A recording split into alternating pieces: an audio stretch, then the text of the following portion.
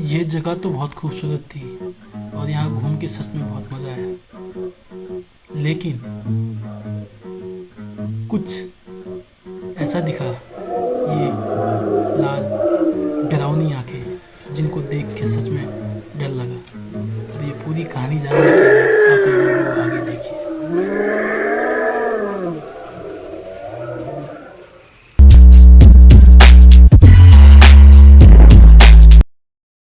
नमस्कार दोस्तों, एक नई वीडियो में आप सभी का स्वागत है। आशा करता हूँ कि आप सभी लोग स्वस्थ होंगे, मस्त होंगे। महाबलीपुरम के अपने सफर में सबसे पहले हम लोगों ने देखे खूबसूरत बीच। उसके बाद हम लोग देखने गए थे शौर्य मंदिर, और शौर्य मंदिर के बाद हम लोग देखने गए पांडव रथाज, जो कि भारत के गौरवशाली इतिहास की कहानियाँ सुनाते हैं। उसके बाद हम लोग श्री कृष्णा बटर बॉल देखने गए थे, जो कि प्रकृति का एक अनोखा करिश्मा है। और अब हम इंडिया सेल म्यूजियम देखने के लिए जा रहे हैं, जो कि एशिया का लार्जेस्ट सेल म्यूजियम है। यहाँ पे आपको शंख और सीपियों का एक विशाल संग्रहालय है। इसके लिए सबसे पहले आपको अंदर घूमने के लिए टिकट खरीदना पड़ता है, जो कि एक सिंगल आदमी के लिए 300 रुपये के अराउंड था। और यहाँ पे कैमरे के और अगर वीडियोग्राफी ये सब करनी है तो इसके लिए भी एक एक्स्ट्रा चार्ज देना पड़ता है। तो ये जो संग्रहालय है, ये राजा मोहम्मद नाम के एक व्यक्ति ने इस्टेब्लिश किया था। जब वो एपीजे अब्दुल कलाम से मिले थे तो उन्होंने उनसे रिक्वेस्ट किया था कि मैंने एक ये सीपियाँ और शंख मैंने दुनिया भर में घूम के कलेक्ट किए हुए हैं। लगभग यहाँ पे 40,000 सीपियाँ और शंखों का एक कलेक्शन है। और मैंने कहीं एक जगह पे लिखा हुआ देखा था कि समुद्र की लहरें सिर्फ रेत पर निशान नहीं छोड़ती, बल्कि अपने साथ लाती हैं हजारों रंग बिरंगी सीपियाँ और शंख। तो ये सब देख के मुझे यही बात ध्यान आ रही थी। और इन्हीं अनमोल प्राकृतिक धरोहर को संजोने के लिए साल 2013 में इंडियन सेल म्यूजियम की स्थापना हुई। इस म्यूजियम के पीछे की कहानी उतनी ही रोचक है जितनी यहाँ रखी गई दुर्लभ सीपियाँ। इसे राजा मोहम्मद नामक व्यक्ति ने अपने जुनून और अथक प्रयास से बनाया। ये तो देख के ही लग जाता है कि उनमें इनको इकट्ठा करने के लिए बहुत लगन होगी। बचपन से ही समुद्र से गहरा लगाव रखने वाले राजा मोहम्मद ने अपनी पूरी ज़िंदगी अलग अलग देशों से शंख और सीपियाँ इकट्ठा करने में लगा दी। उनकी इसी लगन ने उन्हें भारत के महान वैज्ञानिक और पूर्व राष्ट्रपति डॉक्टर एपीजे अब्दुल कलाम से भी मिलाया। राजा मोहम्मद की यह मेहनत देखकर अब्दुल कलाम ने न सिर्फ उनकी सराहना की, बल्कि उन्हें अपने सपने को साकार करने के लिए प्रेरित भी किया। यही नहीं, उन्होंने राजा मोहम्मद को इस म्यूजियम को और बेहतर बनाने के लिए मार्गदर्शन भी दिया। जैसा कि मैंने आप लोगों को पहले भी बताया, आज यह म्यूजियम 40,000 से भी अधिक दुर्लभ शंखों और सीपियों का घर है। और यह सिर्फ एक संग्रहालय नहीं, बल्कि एक व्यक्ति के सपनों और समर्पण की मिसाल है। तो अगर आप महाबलीपुरम जाएं तो इस समुद्री खजाने को देखने का मौका न छोड़ें। और हम लोगों ने जब ये सारी सीपियाँ और शंख देखे तो एक बार के लिए भी ऐसा नहीं हुआ कि इतना देख लिया या इतना टाइम लग गया। मज़ा आ रहा था, क्योंकि कुछ ना कुछ नया, कुछ ना कुछ अच्छा देखने को मिल रहा था। और समुद्र सिर्फ लहरों का घर नहीं, बल्कि एक अनकही दुनिया है। और इंडियन सेल म्यूजियम आपको इसी रहस्यमय संसार की सैर कराता है। यह सिर्फ शंख और सीपियों का संग्रहालय नहीं, बल्कि एक ऐसी जगह है जहां आप समुद्री जीवन के हर पहलू को करीब से महसूस कर सकते हैं। तो सबसे पहले हम जाते हैं कैसे फिशिंग होती थी। यहाँ पे एक संग्रहालय उस चीज़ का भी है।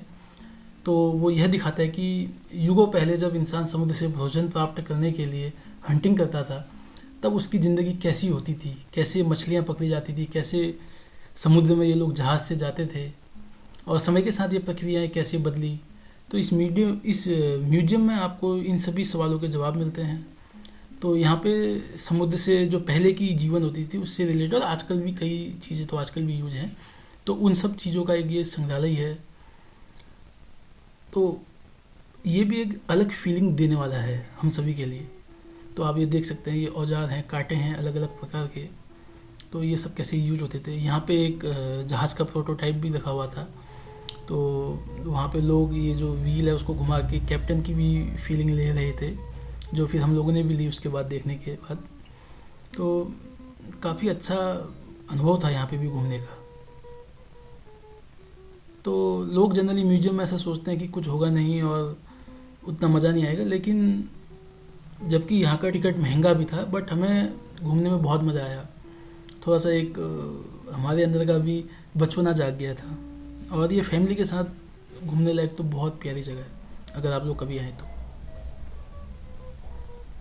और यहाँ से बाहर निकलते हमको ये ऑक्टोपस दिखाई देता है, जिसके बगल पे ये एक बहुत विशाल का व्हेल का मुंह जैसा स्ट्रक्चर था, जो कि फिश म्यूजियम था। ये आप देख के अंदाज़ा लगा सकते हैं इसकी एंट्री से कि कितना खूबसूरत है मामला फिश म्यूजियम। अंदर जाते ही ये प्यारी सी रंग बिरंगी मछलियाँ दिखाई देती हैं। भले ही इंडियन सेल म्यूजियम का फिश एक्वेरियम इतना विशाल का ही ना हो, लेकिन यहाँ मछलियाँ अपने आप में बहुत अनोखी हैं। जैसे ये ब्लैक एंड वाइट मछलियाँ आप देख सकते हैं, तो इतनी खूबसूरत और मासूम लगती है कि मन करता है कि बस इन्हें ही देखते रहें। तो कुछ तो इतनी अलग और अनजानी लगती हैं, यकीन नहीं होता कि ये सच में मौजूद हैं। जैसे ये आप सामने पे देख रहे होंगे भी, यहाँ की हर मछली अपनी एक अलग पहचान लिए हुए है। कोई चमकीले रंगों से सजी हुई है, तो कोई अनूठे आकार की ढली है। कुछ पहली नज़र में दिल जीत जाती हैं, और कुछ ऐसी भी हैं जिन्हें देखकर आपको हैरानी होगी कि ऐसी मछलियाँ भी होती हैं। ये मछली तो इतनी प्यारी थी, पहले तो ये सोई हुई थी, हिल नहीं रही थी, लेकिन जब फिर ये इसने थोड़ा सा मूवमेंट किया तो रुई मलमल की जैसी दिखाई दे रही थी ये मछली। तो बहुत अच्छा लगा इतनी खूबसूरत मछलियों को देख के। और इसके बाद एक और मछली दिखाई देती है जो मतलब उसको देख के तो मुझे ब्लैक डॉग की याद आ जाती है एकदम। ये देखिए, जो बुलडॉग नहीं होते एकदम उसकी तरह लगी थी, और ये बहुत प्यारी प्यारी। तो समुद्री जीव उनको करीब से देखना चाहते हैं तो ये छोटा सा म्यूजियम भी आपको एक बड़ी जादुई दुनिया की झलक दिखा सकता है। उस दिन वहाँ लगभग दिन भर बारिश थी, तो हमारे लिए ये भी अच्छा होता था कि जब भी हम घूम रहे थे तो हमें शेल्टर मिल जा रहा था म्यूजियम घूमने से। तो उसके बाद एक हम यहाँ पे वीआर रूम पे गए, जहाँ मतलब वीआर मतलब वर्चुअल रियलिटी रूम, जहाँ पे ऐसा ये चेहरे पे चश्मा जो ग्लास टाइप का हम लोग लगाते हैं, उससे फिर कुछ वीडियो चलते हैं जिससे ऐसा लगता है कि हम एक अलग ही दुनिया में हैं। आप लोग मेरे सर के मूवमेंट से अंदाज़ा लगा सकते हैं कि कुछ ना कुछ देख रहा हूँ, जिससे ऐसा लग रहा है कि मैं कहीं अभी और हूँ। तो ये भी एक अच्छा अनुभव था। मैंने शायद सेकंड टाइम किया ये। फिर हम लोग पर्ल म्यूजियम जाते हैं, तो यहाँ पे मोतियाँ रखी हुई थी बहुत भिन्न भिन्न प्रकार की, जिनको देखने में बहुत मज़ा आ रहा था। मतलब एक होता है ना कि कुछ देखना, हाँ यार ये समुद्र के नीचे से आ रखा है, तो ये सोच के ही एक अलग अनुभव की फीलिंग आ रही थी। तो और इतनी सारी एक साथ देखना तो अच्छा लग रहा था काफ़ी। वहाँ पे ये सब बताया भी गया था कि कैसे आप मोतियों को पहचानें, कौन सा ओरिजिनल है कौन सा नहीं है, और इस हिसाब से सब कुछ दिखाई थे। अलग अलग प्रकार के मोतीज वहाँ पे अवेलेबल थे। और उसके बाद इसके पीछे एक रूम था, ये जो नीले रंग का आपको दिखाई दे रहा होगा, यहाँ पे भी एक इन्होंने शोकेस टाइप का मतलब दिखाया हुआ था, जिसमें ये दिखाया हुआ था कि समुद्र के नीचे जाके कैसे मोती लेके आया जाता है। इसमें ये जो भी फिशरमैन होगा या जो भी इसको कहते होंगे, मुझे नाम तो नहीं पता है। और उसके बाद हम लोग गए डायनासोर म्यूजियम पे, जो कि अपने आप में एक नया अनुभव था। और हमको देख के मज़ा आता, छोटे बच्चे होते तो उनको देखने में तो और ज़्यादा मज़ा आता। काफ़ी अच्छा उन्होंने ये जो डायनासोर म्यूजियम है डेवलप किया हुआ था, मतलब अच्छा अनुभव था। हमको अभी मज़ा आ रहा है तो छोटे बच्चों को तो और मज़ा आएगा ऑब्वियसली। और ठीक था, मतलब काफ़ी जो वॉइस आ रही थी उससे काफ़ी रियलिस्टिक तो लग रहा था ये एक बार के लिए, बट हमें पता है कि नहीं है तो ऑब्वियसली। बट जो इन्होंने बनाए हुए थे वो बहुत अच्छे थे। जैसे यहाँ पे अंडा भी दिया हुआ था, और हर प्रकार के थे, मतलब पानी में वाले डायनासोर भी थे, उड़ने वाले डायनासोर भी थे, बेबी डायनासोर भी थे। तो अलग अलग प्रकार के काफ़ी डायनासोर थे। और ये जो फॉरेस्ट जैसा इन्होंने यहाँ पे तैयार किया था, तो इन सब को देख के ओवरऑल एक बहुत अलग सा अनुभव था।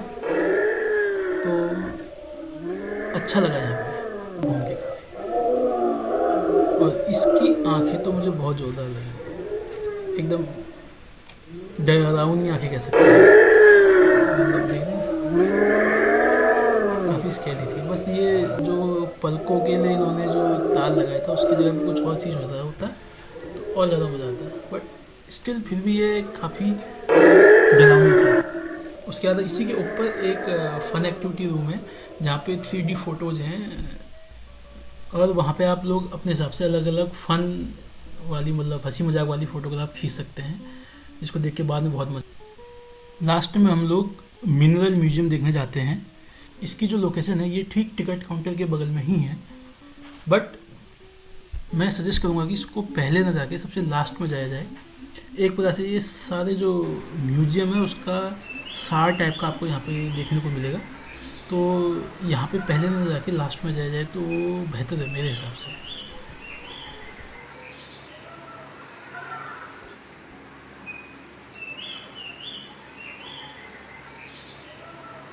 और यहाँ की जो लाइटनिंग, साउंड इफ़ेक्ट, वो सब भी बहुत खूबसूरत है। यहाँ पे अधिकतर चीज़ें समुंदर के जो नीचे से प्राप्त चीज़ें हैं उन्हीं से तैयार की गई हैं, जैसा कि इसका नाम भी सजेस्ट कर रहा है, मिनरल म्यूजियम है। और यहाँ पे आप कह सकते हैं कि काफ़ी लोग, अधिकतर लोग फ़ोटोज़ खींचने में लगे हुए थे, क्योंकि लाइटिंग यहाँ की बहुत प्यारी है और एक अच्छा अनुभव था। मतलब समुद्री लाइफ के अलग अलग चीज़ें यहाँ पे दिखाई दे रही थी, तो यहाँ पे घूमने का भी बहुत मज़ा आया। और इंडियन सेल म्यूजियम का जब हम लोग देख रहे थे यहाँ पे क्या क्या घूमना है, तो इसका यही वाला पोर्शन नेट में देख के जाने का मन किया था। और पहले तो मुझे लगा कि हम लोग, मतलब मैंने कुछ और देखा यहाँ पे नहीं है। जब लास्ट में यहाँ पे आए तो फिर बहुत अच्छा लगा। जैसे आप लोग देख सकते हैं अधिकतर लोग यहाँ पे फ़ोटो ही खींचने में बिजी थे। और यहाँ पे छोटे से तालाब में इन्होंने मछलियाँ भी पाल रखी थी, और ये मछलियाँ असली थी, बट जो ये पेंगुइन दिखाई दे रहे हैं ये असली नहीं थे, बट दिख बहुत प्यारे रहे थे। एक तो यहाँ पे जो लाइट इस टाइप की, ऐसा लग रहा था कि हम लोग समुंदर के नीचे ही हैं, जो पानी की सतह से सूरज की रोशनी छन के समुंदर में पहुँचती होगी, कुछ ऐसा ही फील हो रहा था। तो ये भी एक अलग फीलिंग दे रही थी, ये भी एक अलग फीलिंग दे रहा था। ऐसा लग रहा था कि हम समुंदर के नीचे ही हैं। और कुछ कुछ ये जैसे सी सेल से एक खूबसूरत आकृति तैयार की गई थी, सेल्फी पॉइंट कहेंगे हम, हार्ट का शेप था ये। और ये एक मिरर इफेक्ट वाला एरिया था। तो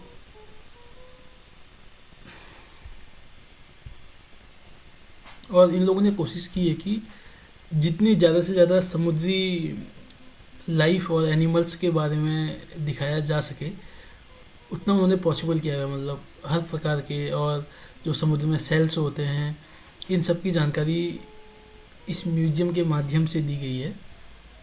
तो अब इतना तो मुझे नॉलेज नहीं है कि कौन सी फिश कौन सी है, बट ओवरऑल देख के, जो कभी डिस्कवरी में देख लिया, इधर उधर देख के कुछ रिकॉल, कुछ याद जैसा आ रहा था कि हाँ ये देखा है, ये देखा है।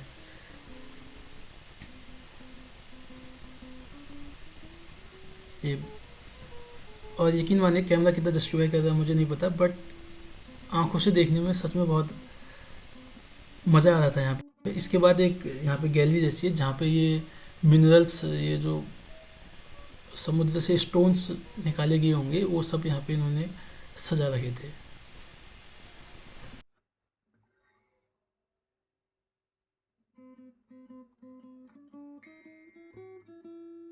और इसके साथ ही फिर हमारी महाबलीपुरम की यात्रा यहाँ पे समाप्त होती है। आशा करता हूँ कि आपको ये वीडियो पसंद आया होगा। देखने के लिए बहुत बहुत धन्यवाद।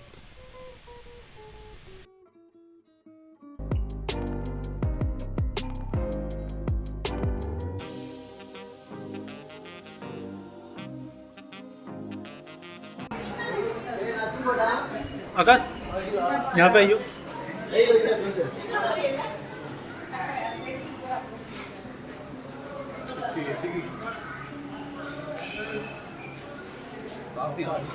साफ तो आ रहा है, बहुत प्यारी फोटो आ रही है। थोड़ा सा अच्छे एक्सप्रेशन दे दो बस। हाँ हाँ हाँ, और खुल के आँख बंद मत करो, बस आँख बंद मत कर। मेरी भी खींच दे यार वापस। और ये लास्ट वाला सीन देखने के बाद मेरे मित्र से यही निवेदन है कि ऐसे लात न मारे प्लीज़।